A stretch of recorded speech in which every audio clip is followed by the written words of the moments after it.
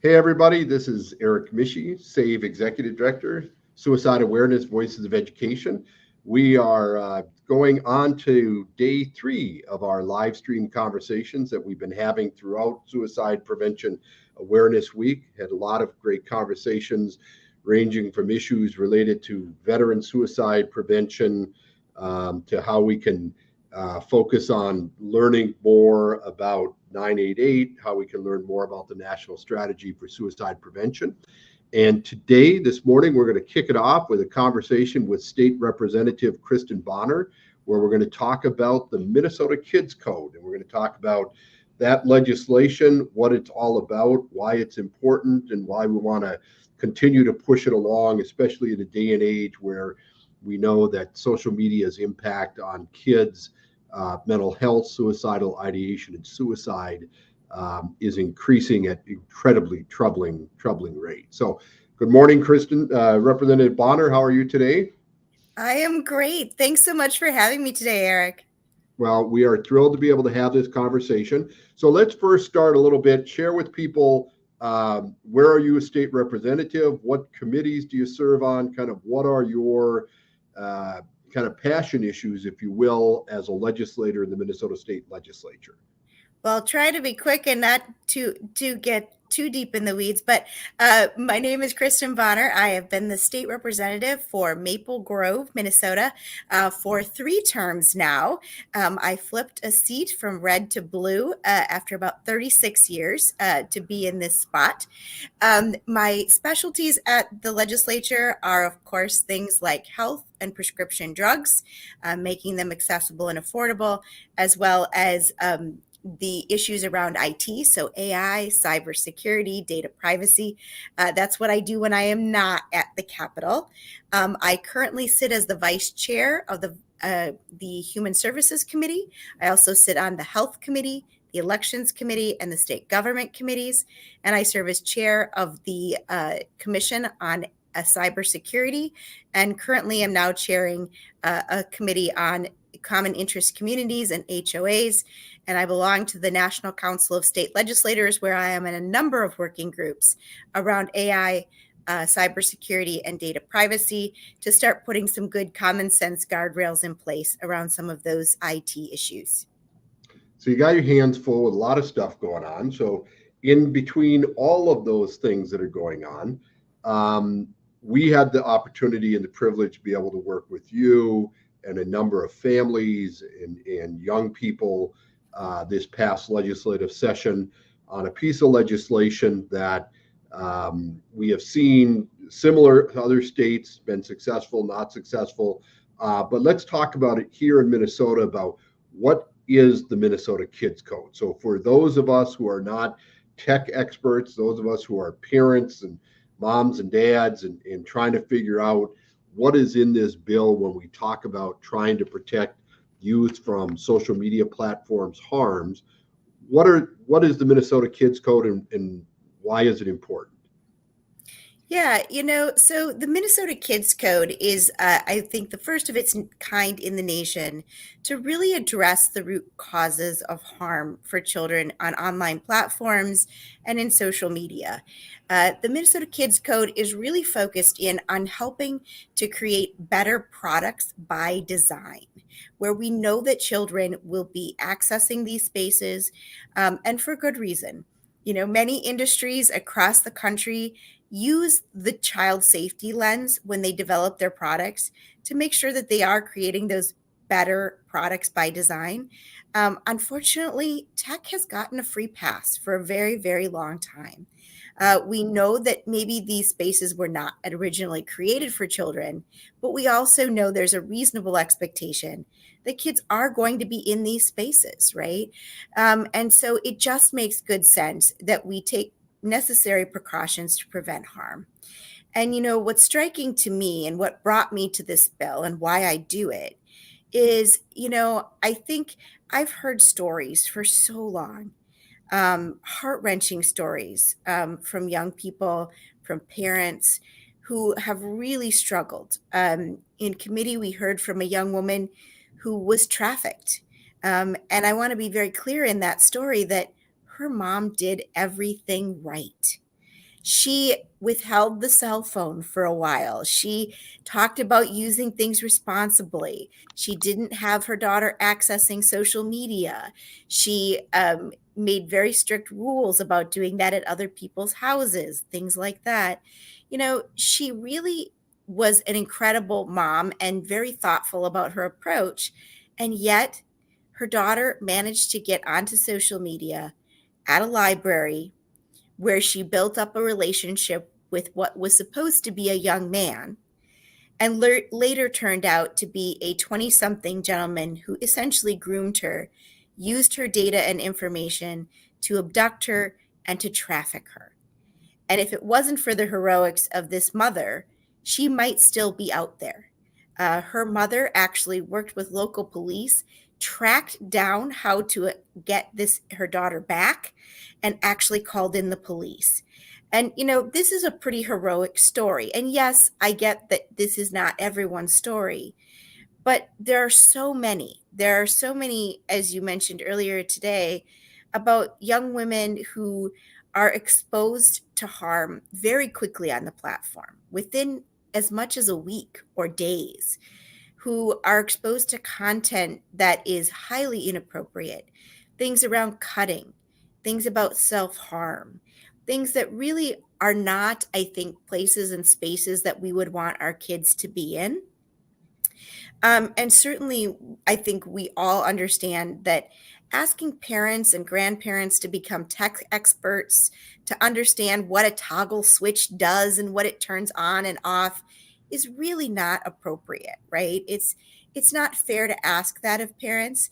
So the Minnesota Kids Code essentially says we want you to build better, safer products by design with kids in mind. And we want to do that by things like setting the highest level of data privacy by default, right? Children under the age of 18 should not be a product, and we should not be using them for profit before they've even reached the age of consent. Nor should we be allowing certain features and functionality that could easily be adopted to prevent behaviors that we wouldn't allow in a real world. I always use the example of folks who go into a mall. You wouldn't say to your son or daughter, that kind of scary looking fella in the corner of the food court, go have a nice chat, sweetie. No parent in their right mind would say that. So we're allowing things in a virtual world that we would never allow in a digital world. And really, it's well past time when we take a look at how these products could be built in a safer fashion, how we evaluate whether the features and functionality of those products might be harmful to children, and to mitigate those risks in an appropriate way so that kids can still have access to the tools online that might help enhance their lives and build friendships and relationships, but at the same time not create the harm. So let's talk a little bit about that, because one of the things that I know that you're very concerned about, and certainly SAVE has been very concerned about, and advocates for this kind of legislation have been concerned about, is making sure that people don't view these as efforts to censor content, as efforts to keep young people, particularly young people who may come from underrepresented communities, from being able to have access. How do you address those who suggest, particularly big tech and folks that are opposed to this legislation? How do you address those issues where people say this is nothing more than kind of a backdoor way to censor the internet, censor social media? Yeah. And I think it's interesting that that's a bit of a red herring. And I think they are well aware of that too. Again, they're making a great deal of profit off of our children. And I think when we talk about the First Amendment issues, now I will tell you that the California version originally had 2 references to the word content. Those have been removed in Minnesota, and not because they didn't make sense in the context of the sentence, which had nothing to do with content moderation, Right. But just because I think we are sensitive to the fact that that word may have triggered some folks or may have caused concern from a legal perspective, so we made sure to eliminate those words. But really, again, this is about asking companies to use common tools that they use every day, data impact assessments, to determine a level of risk around features and functionality within their product, to look at those features and functionality and find ways to mitigate that risk. This is a common sense business practice. It has been around for a very long time. Software companies do this all the time. I can't tell you how many of these I have filled out in the course of my almost 30 years in IT. And for folks who ask about that particular assessment, it's like saying, does a construction worker know how to use a hammer? Absolutely. IT professionals understand how to use these tools. They've been using them for a long time. The difference here is that they haven't used the lens of child safety to apply those tools and to mitigate risk. And I think it's long past due for us to do that. And so when we say things like we're censoring content, it's really disingenuous. We're talking about the basic features, functionality, and design of a product and how it can be made safer. We wouldn't say that they were violating some right if we put in seatbelts into a car. We wouldn't say that about making sure that the crib rungs are not too far apart in the basic design of a crib so that a child doesn't get hurt. I mean, those are pretty common sense things. And the same applies here as well. While those may be physical features, you can do that in the digital world in a very real way as well. Yeah. And, I will say that, I've often talked about, my experience as a young kid growing up with tobacco. I was 12 years old in the foyer of the Fairmount, North Dakota post office on a winter day when I took my first drag of a cigarette, and 20 years later I was still smoking. And that addictive features that were built into cigarettes, right? The physical addiction factors was built by design, right? That was intentional in terms of those addictive factors and those addictive features. And more we're learning that, particularly with adolescents, the brain development and the changes in brain development as it relates to their ongoing use of social media does have an impact on brain development, has an impact on things like impulse control. And so this inability to kind of remove yourself from this addictive features of social media as a young child is one thing versus being able to remove yourself from those addictive features if you're an adult, right? A consenting adult who, and unfortunately, the way that these business models are set up, there really is no distinction and difference between that customer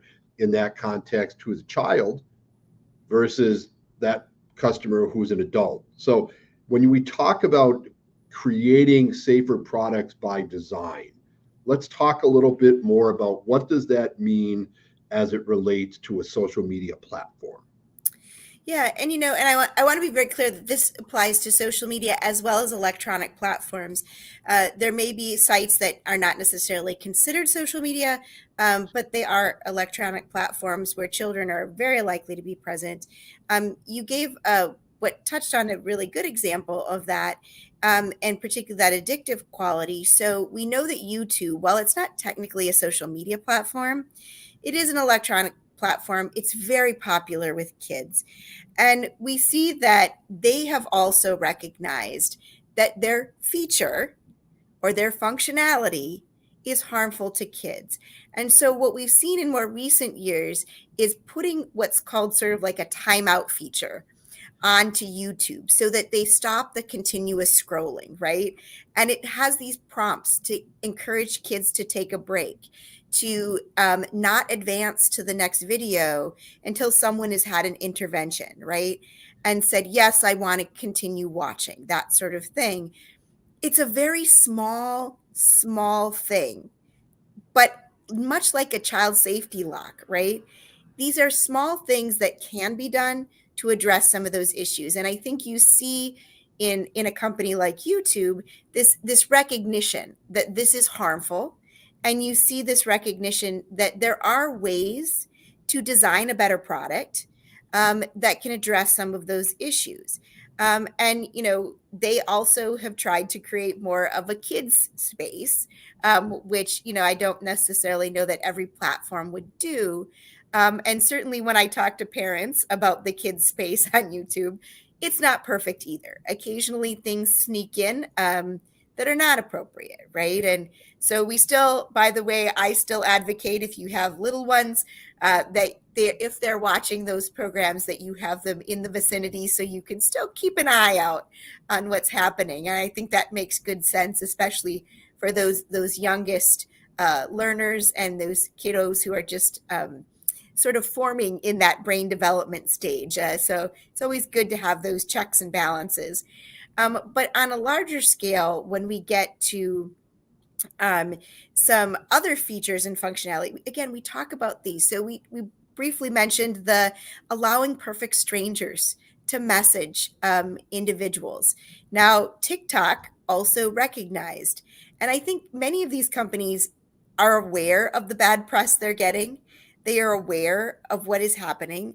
This is not a surprise to them, by the way. They have said, we are going to limit the ability of someone who is a stranger outside of the network to have a conversation with someone under the age of 16. I still would argue that 18 is recognized as the age of consent by the World Health Organization. We know that that is the basis for laws across the country. And realistically, we know that while I still would say that 18-year-olds still have a little bit more growing and brain development to be done, they certainly are far more equipped to be making good decisions than, say, a 13-year-old or a 16-year-old. And so certainly having the ability to have companies look at these features, to look at the design of these features, and make very practical and very intentional design choices that creates a safer world and a safer platform. Again, it makes sense. And like I've mentioned numerous times, these folks, they know what these features and functionality are. They know where they can make improvements. They don't need research and analysis. Their internal analysis has already borne this out. They are choosing not to fix these features and functionality on purpose. And by extension, to some degree, they are choosing to continue to perpetuate harm against children. And I think that's really unconscionable. And when you consider that you have children who are, especially when we enter those development phases in adolescence, we know that there's a real sensitivity as kids are exploring and becoming who they are, who they will be as adults. We know that their minds are working and they're very highly susceptible to what they see, what they hear, the interactions that they have with others.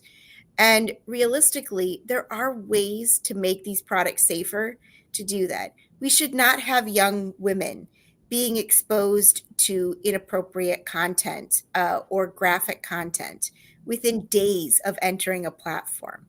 We shouldn't have young men in that same situation. We shouldn't be having to have conversations about why they're being exposed to content about cutting or self-harm. I think those are things that we all agree at a sensitive time in their lives when their brains are still trying to develop and emerge into a healthy individual. Those are things that are not great. And there are ways to design features and functionality to address that don't necessarily mean content moderation. Yeah. So during a number of hearings during this last legislative session, you had a number of legislators who would say that, isn't this really ultimately the responsibility of parents to manage this, to monitor this? And we're even hearing some of that, I think, today over what I think is a fairly emerging conversation about, banning cell phones and things like that, keeping phones away from kids. And how do you address those who think that the responsibility to police and manage youth access to the worst of social media harms really ultimately that responsibility lies with the parent? Yeah. And, I'm not going to advocate that any parent shouldn't have boundaries with their kids. Of course they should, right? Making sure the kiddos are not using their devices when they should be sleeping at night is certainly something parents have control over. And it's a reasonable expectation that they can do something like that. It's certainly reasonable to delay providing devices to kiddos until you feel that they are a little more responsible and parents can have a conversation about what's appropriate and what's not, and having those conversations about coming to them. Those are normal parent-child conversations that we can all have, right? Yep. But let's be very clear. Some of the ways in which these products are designed, some of the ways in which they can create harm are well beyond what any parent or grandparent has the capacity to address on their own. Again, we can't legalize our way out of it with long disclosure notices that half the folks can't understand. They're not in plain English. We can't give them a bunch of toggle buttons that nobody understands what they do or they don't do. I think that's just not reasonable. We can't expect parents and grandparents to be some sort of tech experts. And the reality is, even if you are a tech expert, right? I would call myself a little bit more savvy than most. But when it comes to my nieces and nephews and the grandkiddos and so forth, I don't even understand all of the features and functionality and what the toggle buttons do. And I work in IT. I help develop the products that these kids may be seeing or that adults may be seeing. And so I think there's a reasonable way to approach this. And it can't be just saying that we're going to push off the responsibility on parents and yet do nothing to actually build a better product. We don't say to our child, you know what, I know that that bicycle is broken. I know that you're going to get hurt if you get on it. But you know what, sweetie, I'm not going to let you have the bicycle for, a few hours, but go ahead and get on it later, right?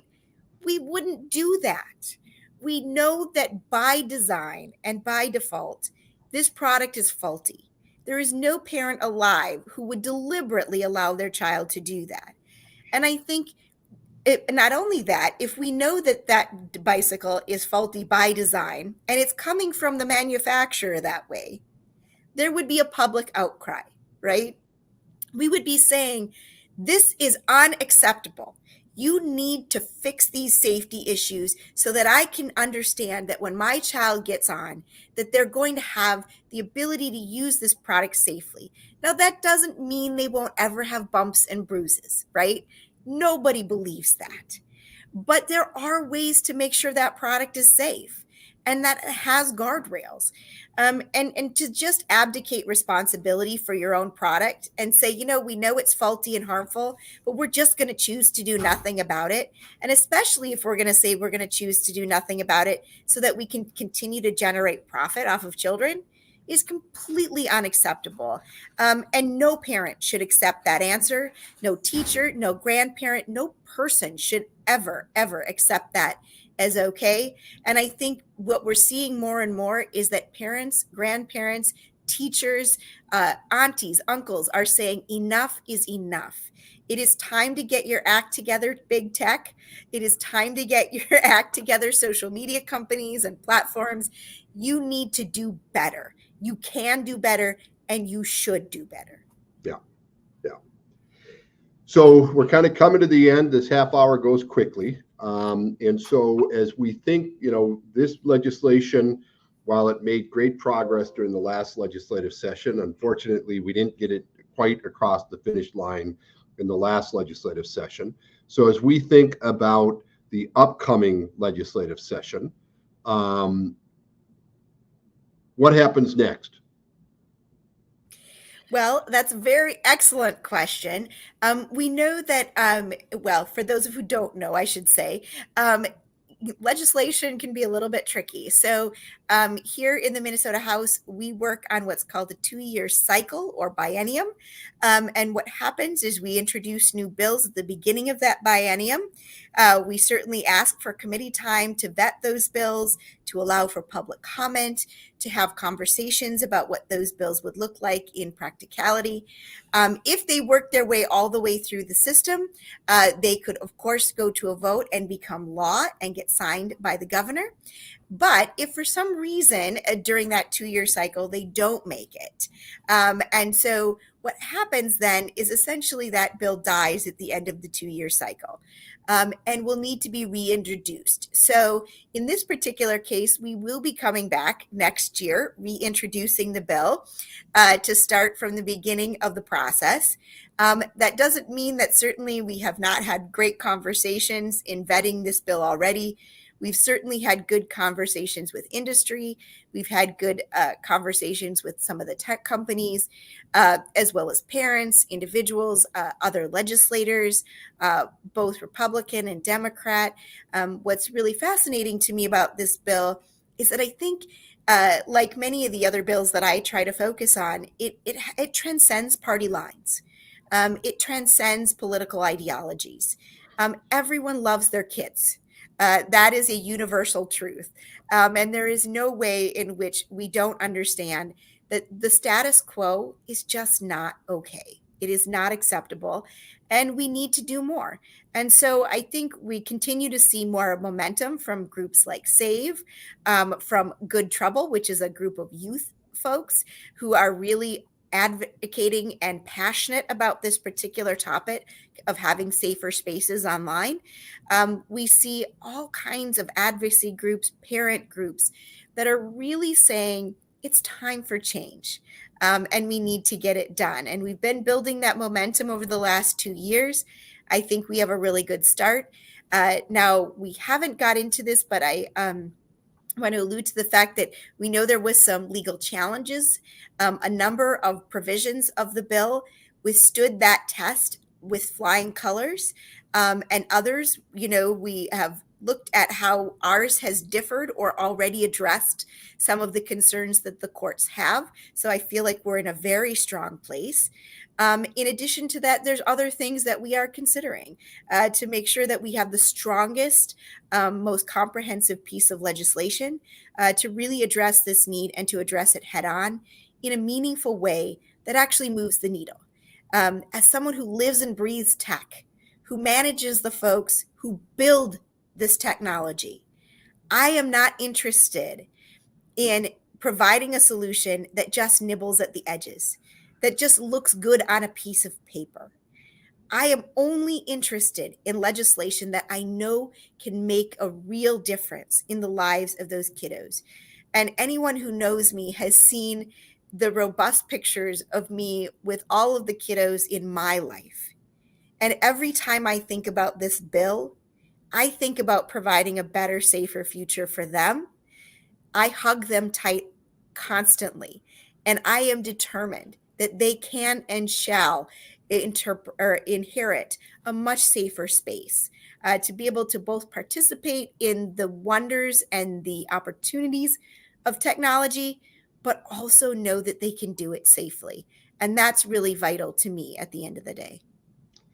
Well, Representative Bahner, there has been no more powerful, passionate advocate on this issue in Minnesota than you. We enjoyed the opportunity to work with you in the last legislative session. We're looking forward to working with you and continuing to add our voice to this conversation and making sure that we allow young people to continue, as you said, to have those freedoms and access to these platforms, which really are second nature to them. They're built into their DNA. You can't unring that bell, nor should we try to unring that bell, but we should, as any good public policy should dictate, try to make sure that those experiences that they have while they're on there are safe ones, productive ones, and add value to their life and their experience. So looking forward to working with you. Thank you for your time today. Thank you for your leadership, and looking forward to talking to you soon. Thank you so much for having me. And for those folks who might see this video outside of Minnesota, please know I'm working passionately with advocates across the country. We have about a dozen more states looking to introduce their own version of the Kids Code into their legislatures in the next session, and 3 who have already passed it. So we're going to keep on, and I will continue to do this work and make sure that we can have a safe world for our kids. Outstanding. Thanks so much, Representative Bahner. Thank you. Have a good day. Bye-bye.